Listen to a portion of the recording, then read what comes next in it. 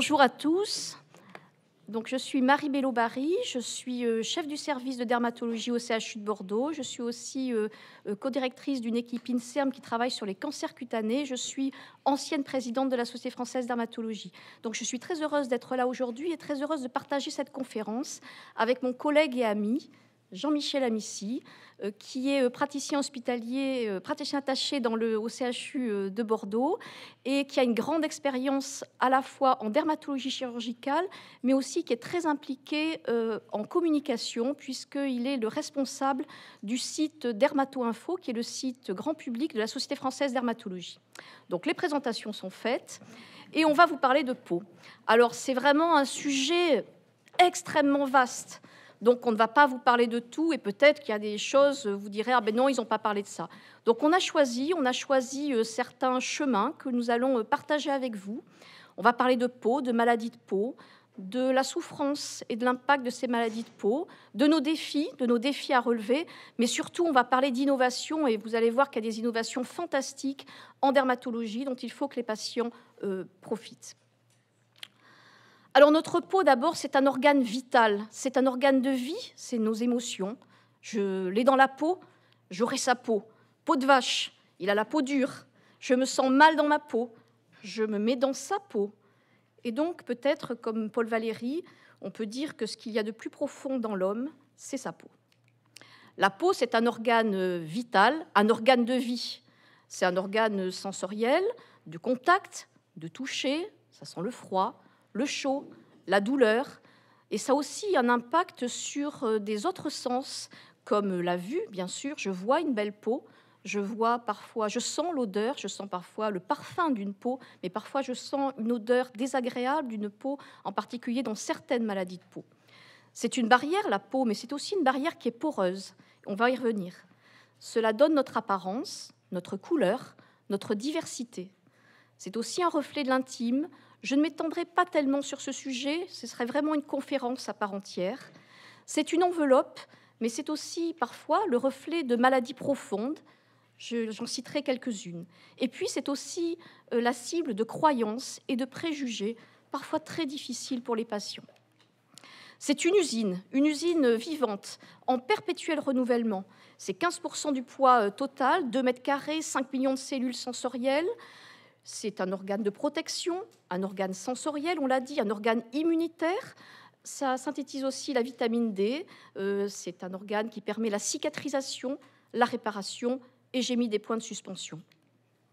La peau me protège, mais elle est en première ligne, donc je dois la protéger. Et regardez la peau, regardez tout ce qui entoure la peau. Alors, tout ce qui entoure la peau, c'est bien sûr le soleil qui est là du 1er janvier au 31 décembre. Il n'y a pas que le soleil de la plage, il y a le soleil du quotidien, le soleil quand on travaille à l'extérieur.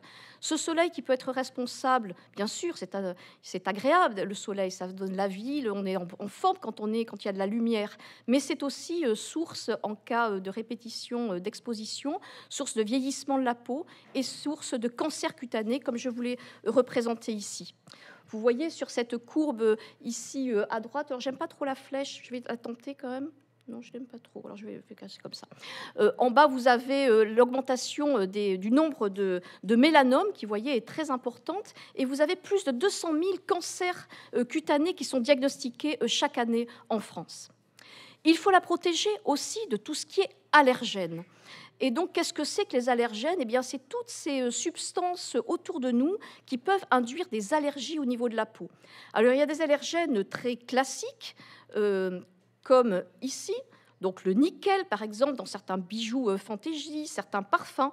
Mais il faut connaître aussi d'autres allergènes qui sont, par exemple, ici, le paraphényldiamine qui est présent dans ces tatouages transitoires, les tatouages dits au henné, et qui peuvent induire, comme vous le voyez, des eczémas extrêmement importants, et ensuite une sensibilisation qui est rémanente à d'autres produits que l'on peut rencontrer, comme en particulier les colorants chez les coiffeurs. D'autres allergènes également dans notre environnement, qui sont dans les peintures à l'eau, qui sont dans certains lingettes pour se nettoyer le visage. Également, on dit toujours c'est bio, c'est bien, c'est pas dangereux, mais attention quand même à certaines huiles essentielles, certaines herbes qui peuvent, comme chez ces patients avec des huiles essentielles là au milieu, induire encore une fois des eczémas très importants. Alors, il faut la protéger, la pollution. C'est pas facile de se protéger de la pollution, mais la pollution a été impliquée ou suspectée en tout cas, de favoriser des maladies de peau ou de les aggraver, telles que l'eczéma ou l'acné. Et puis également a été discuté le rôle de certains pesticides. Ça a été discuté, on le savait bien, dans certains carcinomes, certains cancers cutanés, et plus récemment a été suspecté, en particulier le fabricant Monsanto, qui fabrique le Roundup, a été suspecté d'être responsable de lymphome cutané, et vous avez sans doute entendu parler de ce jardinier américain qui a intenté un procès à Monsanto. Alors la peau est douce. Quand la peau est douce, c'est un objet de séduction. Mais la peau, elle n'est pas toujours douce. Elle peut être rêche, un peu parce qu'elle est sèche, parce qu'il y a le vieillissement de la peau, mais aussi parce que l'on a de l'eczéma au niveau du visage, au niveau des mains. Et imaginez bien sûr que ce n'est pas pareil d'avoir une main sans eczéma et une main comme ça avec un eczéma qui va être dur et qui va être sec et gêner le toucher, être désagréable pour soi et pour l'autre. Ici, vous avez des images d'eczéma, des images de psoriasis, et vous imaginez l'impact que cela a pour les patients. La peau peut nous emprisonner. La peau peut nous emprisonner, et ici, je vous ai mis le peintre Paul Klee, et vous voyez ici son visage au début de sa vie et son visage à la fin de sa vie, et également l'évolution de sa peinture, avec une peinture qui est assez douce ici et qui ensuite se durcit. Alors sans doute la période était dure, on est en 39, mais aussi c'était sa peau qui était dure, puisqu'il était atteint d'une maladie que l'on appelle la sclérodermie et qui rendait ses mains totalement dures. Et vous voyez d'ailleurs son visage à la fin de sa vie qui s'est affiné. La peau peut menacer sa vie. La peau, ce n'est pas que de l'apparence, ce n'est pas que des petits boutons. Ça peut être des cancers cutanés, bien sûr, mais pas que les cancers cutanés. Il existe des maladies où on a des anticorps qui attaquent sa propre peau et qui entraînent ces décollements cutanés, comme je vous l'ai présenté ici. Certains médicaments peuvent induire des réactions extrêmement graves, comme représenté ici, ou parfois il peut s'agir de maladies génétiques où la peau va se décoller. La peau peut nous trahir. Et donc, vous vous souvenez sans doute de Tom Hanks dans le film Philadelphie, qui est trahi par ces taches de Kaposi qui vont révéler qu'il a le sida et qui vont d'ailleurs lui faire perdre son emploi. Et donc, ces taches vont trahir l'infection que l'on veut parfois cacher et va être d'ailleurs une forte demande pour s'en débarrasser. La peau peut être une œuvre d'art, telle que sur ces tatouages, ou bien encore chez cette patiente au milieu qui a ce qu'on appelle un dermographie, c'est-à-dire quand on touche sa peau, ça lui fait comme des réactions d'urticaire, et donc c'est très transitoire, et donc elle dessine des choses sur sa peau. Le mannequin Winnie Harlow a un vitiligo dont on va reparler. Alors elle met ça en scène, en œuvre d'art. Ce n'est pas toujours aussi facile au quotidien. La peau se souvient de tout. On a la mémoire de la peau, comme dans le film Memento, où l'acteur amnésique, le personnage amnésique va écrire au fur et à mesure sur sa peau parce qu'il sait que sa peau va garder sa mémoire. Mais c'est aussi ici ces cicatrices rituelles. C'est aussi, encore une fois, la peau qui se souvient de tous les coups de soleil et de tout le soleil de votre vie et qui va donc entraîner le vieillissement de la peau. Et cette publication ici au milieu que vous avez ici est une publication qui montre un patient qui a le visage qui est vieux d'un côté et plus jeune de l'autre, parce que c'est le côté qui était exposé au soleil. Et puis c'est aussi bien sûr les cicatrices, que ce soit les cicatrices en relief après des interventions, parfois des cicatrices en creux après la varicelle, après l'acné, ou des cicatrices pigmentées. Alors, deuxième partie de mon exposé, on a parlé de la peau, les maladies de la peau. Donc c'est le cœur du sujet.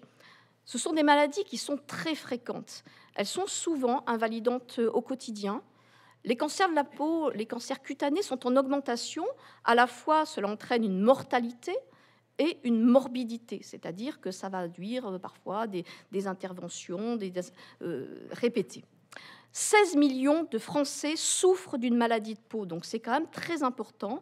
Dans cette enquête qui avait été réalisée il y a quelques années sous l'égide de la Société française de dermatologie, on voyait qu'il y avait donc ce chiffre de 16 millions de Français atteints, avec des pathologies comme l'acné, l'eczéma atopique, le psoriasis qui était dans le trio de tête. Et dans cette enquête, eh bien, on voyait que dans des maladies qui peuvent paraître banales comme l'acné, le psoriasis ou la dermatite atopique, donc l'eczéma atopique, eh bien, vous voyez les pourcentages de gènes, de ressentis des patients en termes de dépression et de découragement également. Donc, c'est des maladies qui ont un fort impact physique, parce qu'il y a la maladie elle-même, mais également psychosocial, et c'est souvent des maladies qui sont chroniques et propices au découragement. Dans cette enquête que nous avons menée l'année dernière et qui a fait l'objet d'une première publication, nous avons lancé avec la Société française de dermatologie et Dermato-Info, donc son site grand public, une enquête auprès de la population francophone pour interroger plus précisément les patients sur cet impact et en particulier sur les besoins et leurs attentes. Donc, ça a été assez court comme enquête, et parmi les patients répondeurs, eh bien, on avait là encore les grandes maladies classiques, qui sont surtout des maladies inflammatoires comme l'eczéma, l'acné, le psoriasis, mais aussi des maladies du visage très fréquentes comme donc la rosacée, le vitiligo également, et puis une pathologie extrêmement invalidante dont je vous montrerai une photo tout à l'heure, qui est ce qu'on appelle la maladie de Verneuil et qui était très représentée dans cette étude, sans doute parce que les patients en souffrent beaucoup et qu'ils étaient fortement répondeurs. Et ce qu'on voit surtout ici, c'est des chiffres d'impact. Donc ça, c'est la qualité de vie. Et vous voyez que la plupart des patients, plus de 60%, avaient une qualité de vie altérée, que ça soit la vie quotidienne, que ça soit la vie du travail. Et donc souvent, il y a des patients qui, par exemple, quand ils ont un eczéma des mains, comme représenté ici, eh bien, vous comprenez que s'ils sont allergiques à tel ou tel allergène au cours de leur travail, bien, parfois, il faut vraiment, avec la médecine du travail, essayer de faire des reclassements professionnels, et c'est souvent très impactant pour ces patients. Donc, c'est un impact psychologique aussi pour l'estime de soi. C'est vraiment au-delà, c'est l'estime de soi, la souffrance morale, et c'est ce qui est représenté ici dans ces graphiques, où vous voyez que des dermatoses faciales, représentées ici en orange, des génodermatoses, donc des maladies génétiques. En bleu foncé, ce sont les maladies inflammatoires chroniques, ont un très fort impact à ce niveau, et parfois d'ailleurs, et même largement plus que ce qui est en bleu clair et qui sont les cancers. Les préoccupations des patients dans cette enquête, c'était la non-guérison, bon ça c'est assez attendu, la peau douloureuse, la peau qui démange, et les souhaits, c'était d'améliorer la vie sociale, réduire le caractère affichant, avoir un traitement plus efficace et aussi mieux comprendre ma maladie. Ce qui était satisfaisant pour les patients, on est en France majoritairement dans ces réponses, c'est un traitement remboursé et efficace, le fait qu'il y ait des associations de patients. Et par contre, dans les verbatims, on y reviendra, eh bien, le fait que l'accès au dermatologue soit difficile, le ressenti de ne pas être compris, le ressenti parfois que le médecin qu'ils ont en face d'eux ne comprend pas ou ne connaît pas bien la maladie. La peau, ça peut donner des maladies de peau, mais cela peut être aussi une sentinelle de maladies profondes. Tel dans le film de Nanni Moretti, il raconte comment il a vu de multiples médecins, y compris dermatologues d'ailleurs, pour des démangeaisons persistantes et qui finalement ont révélé, c'est un grand classique, un lymphome, donc une maladie de Hodgkin. Cela peut être en effet la sentinelle et le révélateur de multiples maladies, en particulier des maladies du sang, des maladies immunologiques, comme sont représentées ici. Et c'est pour ça que nous sommes dermatologues, nous très liés aux autres disciplines, aux autres spécialités, en particulier l'hématologie et la médecine interne. La peau, au temps du Covid, elle a été vraiment en première ligne dans les manifestations, avec ces manifestations qui ont fait beaucoup de bruit, en particulier sur les réseaux sociaux, qui étaient ces manifestations type d'engelure, dont le lien précis avec le Covid, d'ailleurs, a été pas mal débattu. Donc, ça a fait l'objet de beaucoup de publications. Les mesures barrières, certes efficaces, ont aussi été incriminés dans certaines aggravations de dermatose des mains ou des dermatoses faciales, donc avec une prise en charge adéquate qui doit être proposée à ces patients. La vaccination peut rarement induire des réactions importantes. Ça induit surtout, principalement, comme ici. C'est pas très grave, c'est ma fille et son amie ici qui sont représentés. Ce qu'on a appelé le Covid arm, c'est-à-dire le bras Covid, et qui induit cette forte réaction, plus forte d'ailleurs sans doute que les vaccinations classiques. La peau au temps du monkeypox, autre épidémie qui a été surtout fait parler d'elle l'été dernier. Et là aussi, la peau et les muqueuses en première ligne. Et avec la Société française de dermatologie, nous avons fait partie d'un groupe de travail pour donner des outils de prise en charge pour mieux reconnaître ces lésions et mieux les prendre en charge. Bon, maintenant, c'est une épidémie qui est a priori derrière nous. Ma troisième grande partie, c'est les innovations. Ce sont les innovations, les avancées de la recherche en dermatologie. Et il y a du nouveau dans les maladies de peau. Et ça, c'est important de le dire et de le connaître, de le faire savoir vis-à-vis des patients qui sont souvent découragés par leur maladie de peau. C'est une véritable révolution dans les cancers cutanés. C'est aussi une révolution dans beaucoup de dermatoses inflammatoires chroniques. Et cela a transformé et transforme la prise en charge et la vie des patients qui en sont atteints. Il y a maintenant quelque chose à faire. Alors, ce qui a ouvert la route, le chemin, c'est le mélanome. Donc, le mélanome, c'est un cancer qui est de plus en plus fréquent, qui atteint y compris des sujets jeunes. Et avant 2011, eh bien, c'était une maladie qui était dramatique au stade métastatique chez la quasi-totalité des patients qui décédaient en moins d'1 an avec des chimiothérapies qui étaient modérément efficaces. Et ici, vous avez des courbes de survie qui montrent, en fonction des stades, vous voyez qu'on se rapproche du bas, et plus on est vers le bas, eh bien, moins c'est bon. Eh bien, je vous ai présenté cette flèche-là comme un flash, parce que ça a vraiment été extraordinaire. Premiers essais thérapeutiques des traitements ciblés 2011, immunothérapie 2010, et l'AMM, l'autorisation de mise sur le marché, 2012-2013. Donc c'est allé très très vite. D'habitude, jamais ça va aussi vite entre les essais cliniques et l'obtention d'une AMM.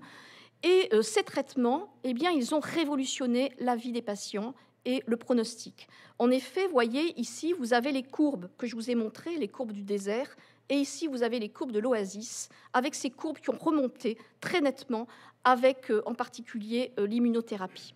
Et donc, à l'heure actuelle, on a une amélioration de la survie des patients, un taux de survie à 1 an qui est de plus de 70%, donc ça n'a rien à voir avec avant, et presque la moitié des patients sont encore en vie 6 ans après le diagnostic. Et ça, même si ça n'est pas encore assez, eh bien, c'est quand même un formidable progrès dans l'histoire de la cancérologie en général. La recherche continue et doit continuer pour prédire l'efficacité des traitements, pour mieux comprendre les mécanismes de résistance, parce qu'il y en a malheureusement encore, améliorer encore le taux de guérison, avoir sans doute des thérapies personnalisées. Il faut aussi diminuer le risque de survenue de métastases, même en préventif, et c'est ce qu'on appelle maintenant les traitements adjuvants. Il n'y a pas que le mélanome, il y a d'autres cancers, comme ce carcinome épidermoïde. Le carcinome épidermoïde de la peau, c'est un carcinome qui est principalement lié au soleil, qui est principalement traité par chirurgie, comme vous le montrera Jean-Michel Amici. Mais parfois, on a des patients qui arrivent à des stades très avancés, comme vous le voyez ici, pour lesquels il n'y a pas d'opération possible, pas de radiothérapie possible. Et donc, là encore, l'immunothérapie, vous voyez ces résultats absolument impressionnants chez ces patients.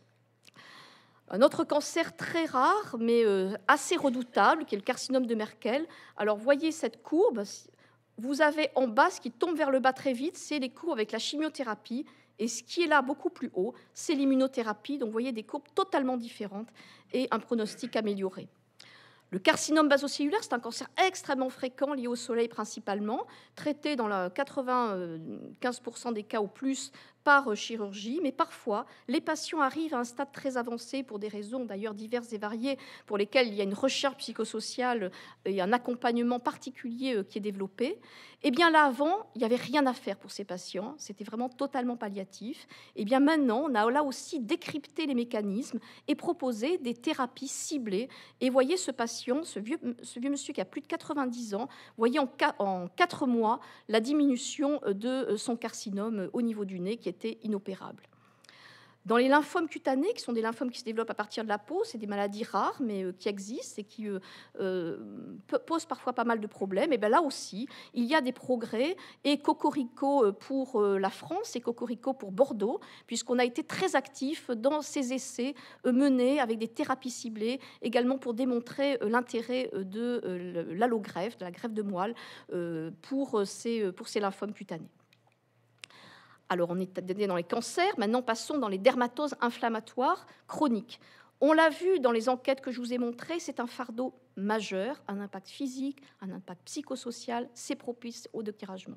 Eh bien, pour beaucoup de ces maladies, il faut savoir qu'il ne faut pas céder au découragement. Il y a des solutions, soit elles sont là, soit elles sont presque là. Le psoriasis, la maladie de Verneuil, l'urticaire, la dermatite atopique, le vitiligo, presque là aujourd'hui, et la pelade demain. Ce qui a été important ces dernières années, c'est d'élucider, encore une fois, de décrypter les mécanismes pour avoir des thérapies beaucoup plus ciblées que ce qu'on faisait auparavant et avoir des traitements personnalisés. Alors le psoriasis a été le premier avec la révolution des biothérapies. Certes, on avait des médicaments pour le psoriasis, mais qui étaient des médicaments qui agissaient de manière assez globale, pas très ciblée. Et on a très longtemps pensé d'ailleurs que le psoriasis, qui est responsable, voyez, de ces grosses lésions, ce qu'on appelle des squames, ces grosses pellicules adhérentes au niveau de la peau, on a très longtemps pensé que ça se passait au niveau de la couche superficielle, au niveau de l'épiderme, alors que tout ce qui se passe, c'est là-dessous. Le coupable, il est là-dessous, il est dans le derme. Et donc, c'est avec l'identification d'une activation anormale au niveau des cellules inflammatoires du derme qu'on a pu, comme ça, développer des traitements qui vont agir sur telle ou telle substance et de manière très ciblée, avec comme objectif de mettre en silence le psoriasis.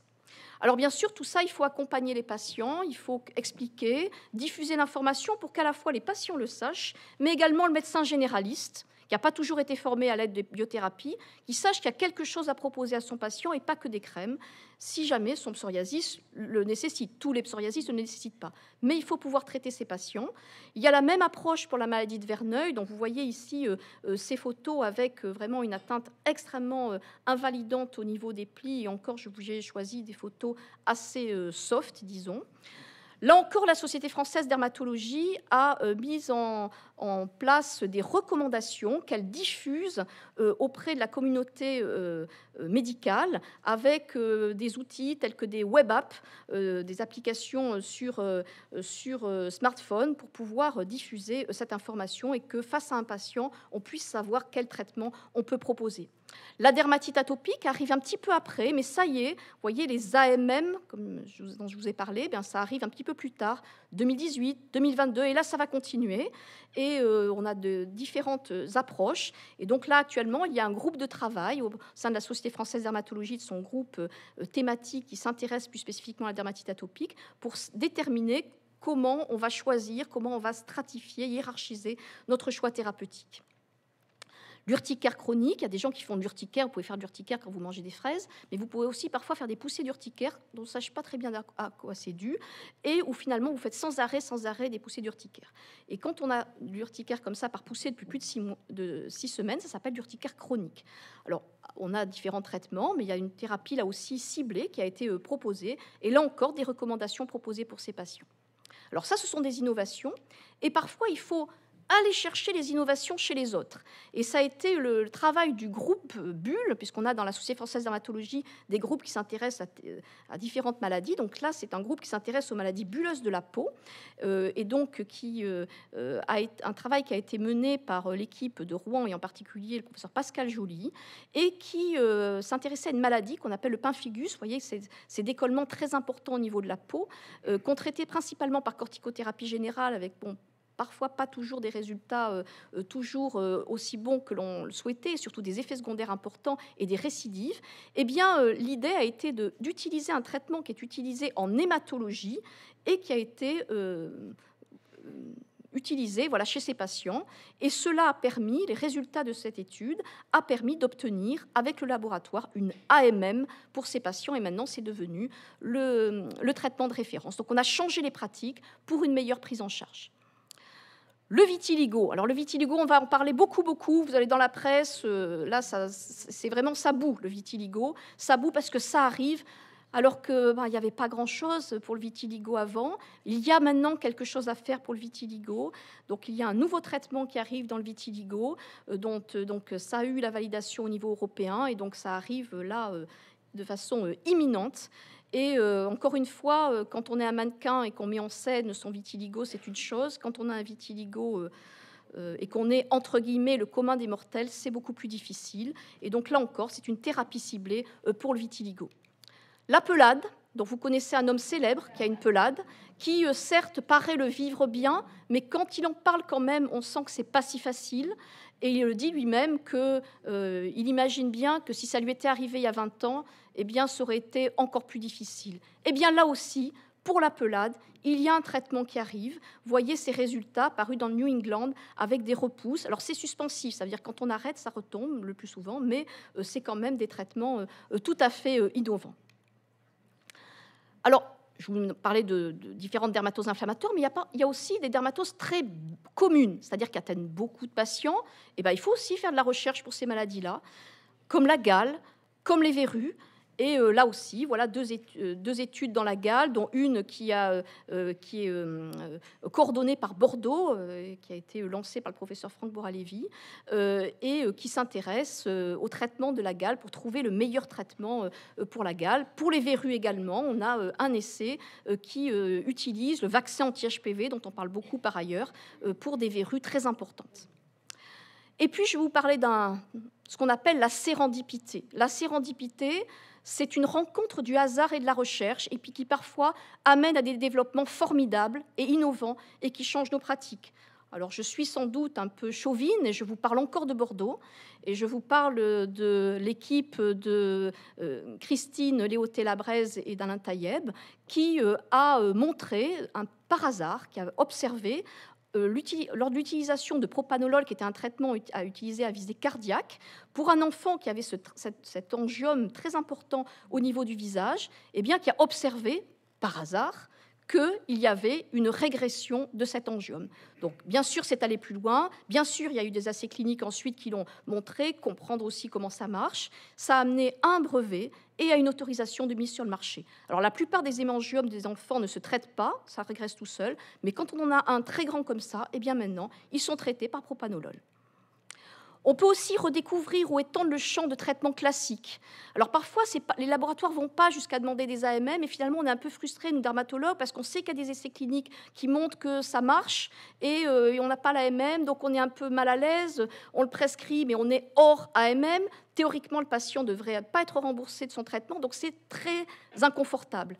Et c'est par exemple le cas d'un médicament qui est utilisé dans l'acné et qu'on sait efficace dans la rosacée. C'est également le cas d'un traitement qui est utilisé dans l'eczéma et qu'on sait pour être efficace dans le vitiligo, comme là encore l'a montré l'équipe de Julien Sénéchal à Bordeaux.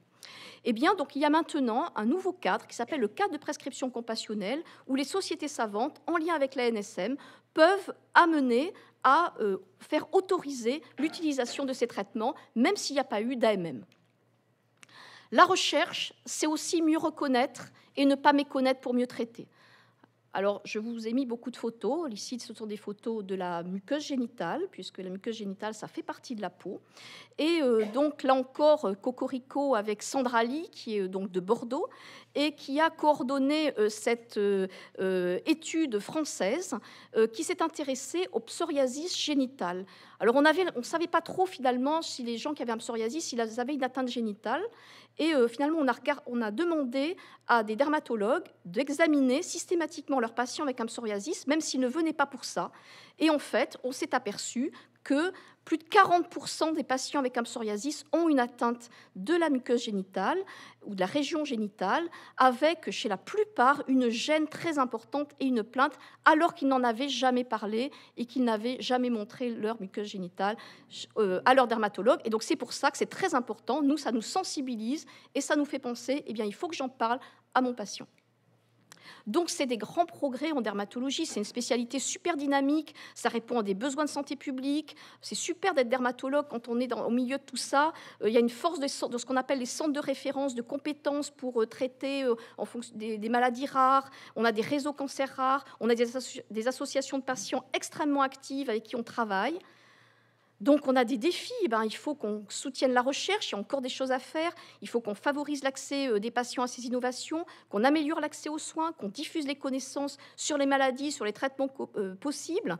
On affiche des essais cliniques disponibles. Il faut qu'on joue sur les réseaux, qu'on diffuse tout ça avec des associations de patients. Mais ce n'est pas si facile. C'est pas si facile. Il y a des écueils. On a ce besoin très important et vous n'êtes pas sans savoir que c'est très difficile d'accéder aux soins. En moyenne, pour voir un dermatologue en France, c'est 61 jours, c'est une moyenne. Et c'est une offre de soins qui est très hétérogène et en baisse sur le territoire. Et ça ne va pas aller mieux si on ne fait rien. On a des dermatologues qui vieillissent, des dermatologues libéraux, mais aussi hospitaliers, des dermatologues libéraux qui vieillissent et qui ne sont pas remplacés à court terme. On ne les a pas, là, ceux qui vont les remplacer. Et donc, on en a 20% qui vont partir d'ici 2030. On a une activité qui, du coup, se recentre sur des centres hospitaliers, universitaires ou généraux, mais qui, pour certains, sont assez fragilisés, qui ne peuvent pas répondre à tout. Et dans cette étude, qui est pourtant relative, qui n'est pas toute récente, elle a maintenant une dizaine d'années, qui est une étude qui a été faite dans le nord-est de la France, a été montré que si on regarde la densité de dermatologues, plus la densité de dermatologues est faible, plus les cancers sont diagnostiqués de manière tardive. Quand on regarde l'épaisseur des mélanomes, ça a été tout à fait clairement montré. Donc, c'est une perte de chance pour les patients. Faisons un zoom sur l'Aquitaine, la Nouvelle-Aquitaine. 8 sur 12 des départements ont moins de 4 dermatologues pour 100 000 habitants. 1 en a 0, c'est la Creuse. Et 2 sont à risque d'être à 0 dans les 10 ans, même peut-être dans les 5 ans. On a une désertification générale, ce n'est pas que médical. Et médical, c'est en dermatologie, mais je suis bien consciente que ça touche aussi, en particulier, les médecins généralistes. Alors, cet accès difficile, c'est très difficile souvent pour les nouveaux patients. Et très souvent, voilà, il y a cette histoire, le dermatologue ne veut pas voir de nouveaux patients. Bon, on pourra toujours en débattre. Versus, les dermatologues le disent très clairement, eh bien, ils sont envahis par parfois des motifs, je suis désolée de le dire, qui sont finalement pas forcément justifiés, alors qu'eux, ils veulent voir des nouveaux patients. Donc, on a absolument besoin d'y travailler, on a besoin d'un filtre, de hiérarchiser, de ne pas passer à côté d'une prise en charge urgente. Et pour répondre à cette tribune du Monde, la dermatologie est au bord du précipice, qu'on a co-signé dermatologues et associations de patients, eh bien, il y a beaucoup de solutions, je les passerai très vite, il y a des perspectives, il y a des choses à faire. Il faut augmenter le nombre de dermatologues, il n'y a pas de secret. Il faut améliorer le parcours de soins, les interactions entre professionnels de santé, imaginer des choses, être imaginatif, des postes itinérants, des maisons de santé, améliorer la formation des professionnels, dont les médecins généralistes, déléguer certaines tâches, développer des assistants médicaux, développer des infirmières de pratique avancée, avoir des consultations mieux ciblées, favoriser des accueils consultations urgentes lorsque c'est nécessaire, avec un réseau ville-hôpital qui est efficient, intégrer la dermatologie dans les programmes régionaux de santé de l'ARS, faire que la dermatologie soit aussi intégrée pour certaines pathologies dans les filières de pathologies chroniques stabilisées, avoir aussi accès à la reconnaissance du handicap et toujours informer les patients, travailler avec les associations de patients. Je vous parlerai maintenant d'un autre défi qui est d'alléger la souffrance et de lever les préjugés. Donc, je ne sais pas si vous voyez bien sur ma diapositive ce qui est écrit en petit, mais c'est vrai que souvent, je vais vous le lire, souvent les maladies de peau sont synonymes ou vues comme sales. On a peur de la contagion, on a peur de toucher. Et moi, je suis assez désolée quand je vois certains, surtout des jeunes, qui examinent leurs patients en mettant des gants alors qu'il n'y a aucune nécessité de mettre des gants. Parce que je trouve que c'est un signe qui n'est pas très bon pour les patients. C'est un signe qui peut témoigner un dégoût, et puis souvent, voilà, c'est une maladie de peau, ça peut être signe d'une tare. Et donc, ça va amener un isolement, une double souffrance pour le patient. Et donc là, je vous ai cherché, là, je vous ai mis une petite photo de lèpre, de lépreux qu'on jette dehors. Je vous ai mis la définition de galleux. Alors bien sûr, galleux, c'est celui qui a la gale. Mais c'est aussi, si on lit cette définition, celui qui se sent coupable de quelque chose, qui a une nature corrompue. Il est mauvais, on le méprise, on le repousse, il est atteint moralement. C'est une définition que l'on trouve ici. Il est méprisable, il est peu intéressant. C'est la gale, c'est une maladie de peau qui peut atteindre. Il n'y a pas besoin d'être sale pour avoir la gale, c'est pas du tout. Et ça soigne. Peau d'âne. Peau d'âne. Alors, peau d'âne, bon, peut-être qu'on peut dire que c'est de sa peau d'âne qu'on parle, mais je trouve quand même, et je remercie Sandra Lee, ici présente, qui m'a sensibilisée sur cette chanson des insultes dans le merveilleux film de Jacques Demy. Elle doit être malade. Sa peau cache une infirmité, la pelade, le grand dégoût. La peau doit être rance. C'est la dégoûtante des garpissons. Elle empeste, elle pue, elle est laide, mais on dit qu'elle est méchante. Vous voyez que, comme si cette maladie de peau, eh bien, était synonyme de méchanceté. La tache, c'est ce qui salit. C'est aussi, nous on appelle la tache, c'est ce qui va colorer la peau. Alors quand on est Mikhaïl Gorbatchev, eh bien, peut-être qu'on assume bien. Quand on est Jean-Luc Reichmann, ça peut être plus difficile. Et il raconte d'ailleurs maintenant que ça n'a pas été toujours facile. Quand il est arrivé à la télévision, on lui a dit « débarrasse-toi de cette tâche ». Et que dans la cour de récréation, il y avait le petit, le gros, le maigre, le rouquin, et moi j'étais la tâche. Et un de ses professeurs lui disait « la tâche au tableau ». Et on imagine que cette jeune fille que je vous ai mis ici, eh bien, c'est aussi sans doute extrêmement difficile d'avoir cette tâche, qui est donc un angiome. Donc il faut rompre l'isolement, reconnaître la souffrance. Toutes ces maladies, elles peuvent paraître effrayantes. Elles sont effrayantes d'abord pour le patient, elles sont là. Il faut trouver des solutions. La grande majorité n'est pas contagieuse, on peut les toucher. Et même si elles étaient contagieuses, on peut les traiter. Et il faut savoir les accompagner avec des traitements adéquats, traitements quand on les a, ou traitements les chercher le meilleur traitement. Parfois aussi, alors je n'en parlerai pas, je suis désolée parce qu'on ne peut pas parler de tout, mais il y a aussi une prise en charge esthétique qui peut être associée et qui peut être une prise en charge esthétique médicale de ces maladies. Il faut reconnaître le handicap et donc vraiment les associations de patients ont un rôle majeur pour cela avec les dermatologues. Donc il faut qu'on communique, qu'on explique, qu'on fasse connaître et reconnaître auprès des institutionnels, auprès du public, et donc beaucoup d'actions sont menées en ce sens. Il faut communiquer auprès des patients, et donc Jean-Michel Amici, ici présent, a donc lancé le site Dermato-Info, qui est un site grand public que je vous invite d'ailleurs à visiter, et qui, en langage intelligible, compréhensible, eh bien, explique aux patients et à leurs proches les maladies de peau, ou bien les gens qui connaissent quelqu'un qui a une maladie de peau peuvent regarder. Il y a eu des conseils, il y a eu beaucoup de conseils pendant la période Covid qui ont été diffusés via Dermato-Info. Les patients et leurs proches sont très actifs dans les associations de patients. Et là, on a de multiples associations de patients en dermatologie sur les diverses maladies. Et c'est très important pour rompre l'isolement. Et très souvent, nous, en fait, on envoie aussi, on conseille, quand on sent que les patients sont un peu isolés, eh bien, on leur dit, ben voilà, vous avez une association, vous pouvez retrouver d'autres personnes avec qui discuter, avec qui parler. Et monte aussi au créneau pour faire reconnaître certains handicaps, des handicaps qui parfois peuvent être cachés. Vous cachez votre maladie de peau alors que pourtant vous en souffrez, vous êtes invalidé pour les activités quotidiennes. Les professionnels de santé, donc avec les patients et leurs proches, donc ça c'est ce qu'on appelle la filière maladies rares, donc FIMARAD, qui peut là aussi rompre l'isolement, aussi favoriser l'accès à des traitements innovants et encore une fois reconnaître le handicap.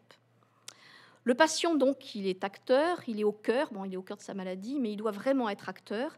Et donc, tous les programmes d'éducation thérapeutique sont vraiment très importants pour cela, pour aider les patients à acquérir, à maintenir des compétences dont ils ont besoin pour gérer au mieux leur vie.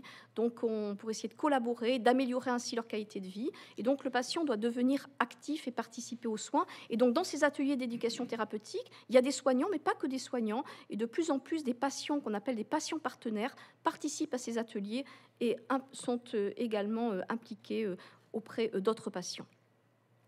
Il est acteur de dépistage, de surveillance de récidive, donc on sensibilise à comment reconnaître quelque chose qui peut être anormal au niveau de ma peau, mais aussi on est en train d'essayer de réfléchir avec la Fédération française de la peau à travailler sur améliorer l'information sur la pertinence des consultations pour justement favoriser les consultations, entre guillemets, utile, indispensable dans cette crise démographique où on est. Le patient, il est acteur et on voudrait qu'il soit plus acteur aussi des essais cliniques. On essaie d'y travailler aussi. Il participe à l'élaboration de recommandations. Je vous dis qu'à la Société française de dermatologie, on élabore des recommandations. Et vous voyez, dans cette recommandation qui était sur la maladie de Verneuil, eh bien, il y avait un des auteurs de cette recommandation est une patiente d'une association de patients. Alors, je vous ai parlé de beaucoup de traitements médicaux. Eh bien, il n'y a pas que les traitements médicaux, il y a aussi la dermatologie interventionnelle, parce que nous ne sommes pas que des dermatologues qui manions des médicaments. Ça va être très difficile.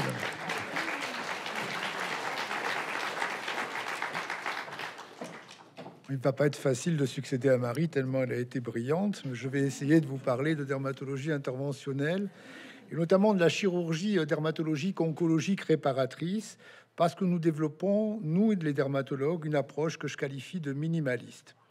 Alors pourquoi? Parce que l'incidence des cancers cutanés double tous les 10 ans, parce qu'elle est parallèle au vieillissement de la population. Vous n'êtes pas sans ignorer qu'en 20 ans, l'espérance de vie des Français a augmenté de 20 ans. Et donc aujourd'hui, c'est un vrai problème de santé publique de prendre en charge au bon moment ces cancers cutanés. Et le dermatologue est un acteur majeur. Pourquoi? Parce qu'il est en première ligne du dépistage, du diagnostic précoce et de la prise en charge thérapeutique. Et cette prise en charge thérapeutique, elle repose en première ligne sur un traitement chirurgical qui est le traitement de référence des cancers cutanés. Alors, il est toujours intéressant de s'intéresser à comment est née cette chirurgie cutanée réparatrice. Eh bien, elle débute en Europe, à mon sens, avec Gaspare Tagliacozzi, qui avait la chaire d'anatomie et de chirurgie plastique de l'université de Bologne et qui a écrit le premier traité de chirurgie réparatrice, De Curtorum Chirurgia per Insitionem. Et vous voyez, et je vous invite à bien regarder cette réparation sur la photo de droite, où il fait une réparation d'un cancer de la pointe du nez, d'une paire de substances nasales, par un lambeau qu'il prélève sur le bras et qu'il va mettre en nourrice pendant 3 semaines, en maintenant ce bras par un carcan métallique, et qu'il sevrera secondairement. Vous voyez, on n'était pas dans le minimalisme, on était dans une chirurgie réparatrice relativement lourde. Et vous voyez aussi également l'amphithéâtre d'enseignement avec la tombe de marbre, où il faisait ses démonstrations d'anatomie et de chirurgie. Alors, cette chirurgie, elle va considérablement évoluer avec les gueules cassées de la Première Guerre mondiale, qui imposent la nécessité évidente de reconstruire ces visages. Et tout le monde va s'y mettre. En premier, Hippolyte Maurestin, qui est un pionnier de la chirurgie maxillofaciale à l'hôpital militaire du Val-de-Grâce, à Paris, dans le service dit des baveux. Vous voyez pourquoi ils sont baveux. Ce soldat qui a le menton défoncé par un éclat d'obus, avec une perte de substance totale de la lèvre inférieure, et qu'il va commencer à reconstruire avec cet excellent résultat. Et on voit que déjà les femmes sont impliquées. Elles sont avant-gardistes avec Suzanne Noël, qui a été formée dans le service de dermatologie du professeur Brock à l'hôpital Saint-Louis, et qui va développer à la fois conjointement une chirurgie réparatrice de ces gueules cassées, mais également développer le côté chirurgie plastique esthétique en réalisant le premier lifting de Sarah Bernard. Mais la chirurgie ne règle pas tout à cette époque-là, tellement les dégâts sont importants. Donc on le complète par l'élaboration d'orthèses et de prothèses faciales par Jeanne Pouplet et Anna Coleman-Lade, comme vous le voyez, en permettant par ces orthèses et ces prothèses à pas mal de soldats défigurés de réintégrer une image de soi compatible avec une vie sociale. Léon Dufourmentel va être un grand pionnier puisqu'il va décrire le premier lambeau de cuir chevelu qui, comme vous le voyez, après, là encore, le menton rompu et la mâchoire, la lèvre inférieure totalement détruite chez ce patient, par la transposition d'un lambeau de cuir chevelu qu'il va amener sur le menton, il va lui reconstruire un bas de visage, un menton, une ébauche de lèvre inférieure qui va lui permettre, là encore, de reprendre une vie sociale à peu près cohérente. Il écrit au passage le premier traité de chirurgie constructrice et il va donner naissance à son fils, Claude Dufourmentel, qui sera chef de service en chirurgie plastique à l'hôpital Saint-Louis et décrira le lambeau de transposition LLL dit de Dufourmentel qu'on utilise toujours de nos jours et qu'on a rendu un petit peu plus minimaliste, qu'on a un petit peu simplifié. Bordeaux n'était pas en retard puisque le service dans lequel on travaille à l'hôpital Saint-André était dirigé à l'époque par William Auguste Dubreuil, qui avait la chaire de dermatologie à l'hôpital Saint-André et qui publiait dès 1911 de la greffe cutanée par transplantation tossale ou lambeau non pédiculé, et qui, dans le journal de médecine de Bordeaux, publiait une réfection totale de la lèvre supérieure. Alors, vous voyez ici une image des blocs de l'hôpital Saint-André qui, je vous rassure, ont considérablement évolué depuis. Et dans ces années qui ont suivi ces gueules cassées, toute la chirurgie plastique s'est développée et s'est constituée en 1952 la Société française de chirurgie plastique. Des années 60 à 90, les principales techniques de réparation sont publiées par des chirurgiens plasticiens qui vont laisser chacun leur nom à une technique, les grands noms de la réparation, Rieger, Gillis, Bureau. Mais le développement du versant esthétique de la chirurgie plastique va se faire progressivement au détriment de la chirurgie cutané-oncologique qui est progressivement délaissée. Et dans les années 2000, un nouveau besoin, une nouvelle nécessité d'une chirurgie dermatologique réparatrice oncologique apparaît nécessaire. Et il faut rendre hommage au professeur Claire Bello, qui était chef de service à l'hôpital du Haut-l'Évêque, de fonder à ce moment-là le groupe chirurgical de la Société française de dermatologie, d'instaurer un diplôme interuniversitaire national de dermatologie chirurgicale. Et Bordeaux organise une session que nous coordonnons avec Marie Bello-Bary et où nous formons 40 dermatochirurgiens par an, soit 900 à ce jour, ce qui représente à peu près un tiers de la population dermatologique nationale. Pour compléter cette formation, en 2011, le Collège des enseignants de France instaure un module d'enseignement chirurgical dans le cadre du diplôme d'études spéciales de dermatologie. Cet enseignement théorique et pratique est réalisé à Bordeaux et nous en sommes très fiers avec cette photo de fin de stage que vous voyez, où nous sommes tous sur les pelouses de ce magnifique hôpital Saint-André. Et tout ça avec le support d'un livre collégial de référence que j'ai eu l'honneur de coordonner. Alors, je vais vous parler de ce qu'est la chirurgie cutanée oncologique réparatrice. J'adore cette comparaison avec le patinage artistique. Vous savez qu'au patinage artistique, il y a deux temps. Il y a une figure imposée et une figure libre. La figure qui nous est imposée, c'est la perte de substance. La perte de substance, elle est générée par l'exérèse d'une tumeur dont on ne choisit ni l'agressivité, ni la taille, ni la topographie. Et on doit en plus y appliquer des marges de sécurité recommandées pour se garantir une exérèse complète.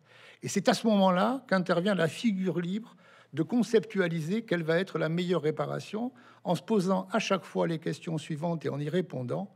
Où vais-je prendre la peau? Comment vais-je la mobiliser? Où vont se placer les cicatrices? Et avec quel retentissement fonctionnel, orificiel et esthétique? Et on va donc être dans quelque chose d'absolument passionnant, une chirurgie personnalisée qui doit remplir 3 objectifs majeurs. En premier lieu, guérir la tumeur par une exérèse complète, une radicalité carcinologique. Ensuite, préserver ou réparer ou restaurer toute la fonction de la région qu'on opère et obtenir le plus beau résultat cosmétique qui va dépendre essentiellement, à mon sens, du respect des symétries horizontales et du respect des unités anatomiques. Alors, je vais vous donner quelques exemples. Vous voyez ce petit carcinome qui peut sembler insignifiant. Il n'est pas si insignifiant que ça, parce qu'il est à 3 mm du bord tarsal libre palpébral inférieur, sur lequel, si vous impliquez la moindre tension, va générer une complication qui s'appelle l'ectropion et qui est un préjudice fonctionnel considérable. Et bien, par une technique qu'on a développée à Bordeaux, qu'on a appelée l'approche horizontale, on va faire des sutures horizontales strictement parallèles à ce bord libre. On va obtenir ce type de résultat cosmétique où on restaure complètement l'unité esthétique palpébrale avec une marque cicatricielle absolument minime. Sur ce carcinome beaucoup plus volumineux, je vous ai dispensé de la photo de la perte de substance, mais que vous pouvez imaginer assez considérable, puisqu'elle est à cheval entre la paupière, le haut-vent nasal et la joue. Par la même technique, vous voyez qu'on va obtenir une cicatrice, certes visible, mais très bien placée dans un pli naturel, en zone de faible visibilité. Donc là encore, avec une rançon cicatricielle très intéressante qui répare les unités. On répare de la joue avec de la joue, on répare la paupière inférieure avec de la paupière inférieure. Pour ce carcinome labial qui est à côté de ce petit relief qu'on appelle la crête filtrale, on va là encore par un avancement conjugué et de la joue et de la lèvre supérieure permettre d'obtenir ce résultat qui restaure la ligne de démarcation entre la lèvre rouge et la lèvre blanche et qui place les cicatrices à l'ombre des plis, à l'ombre de la crête filtrale et du sillon sous-narinaire. Et puis vous voyez que pour les hommes, il n'y a pas de raison, on ne fait pas de différence, on applique la même technique avec le même objectif et les mêmes résultats, où on restitue vraiment toutes les lignes horizontales.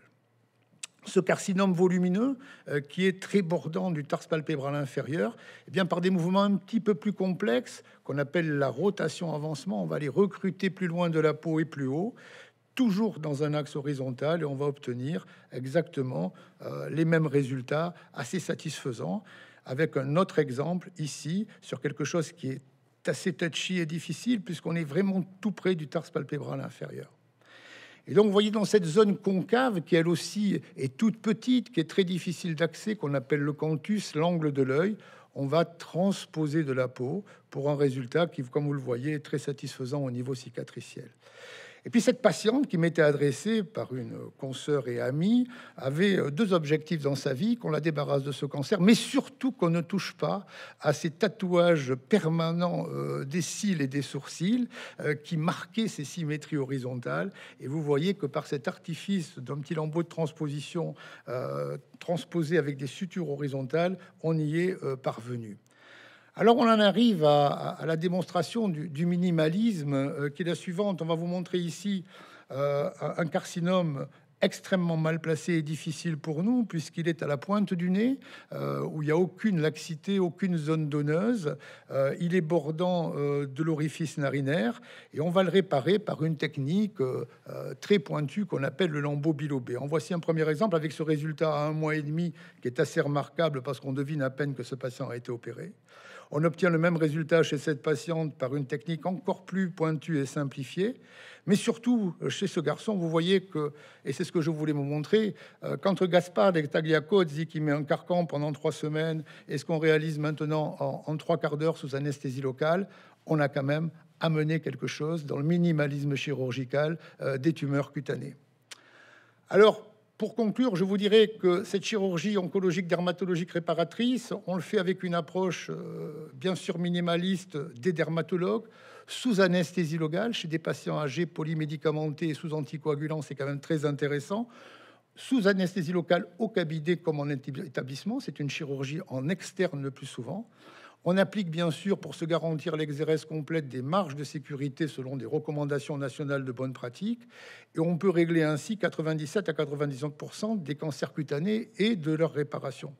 Mais pour les tumeurs plus agressives d'emblée, qu'on sait identifier à limite incertaine ou récidivées, ce qui va représenter à peu près 2 à 3% des cas, le traitement doit faire appel à des techniques d'histologie dites 3D en 3 dimensions ou à des techniques de chirurgie mécographique qui ont été développés en France par des dermatologues.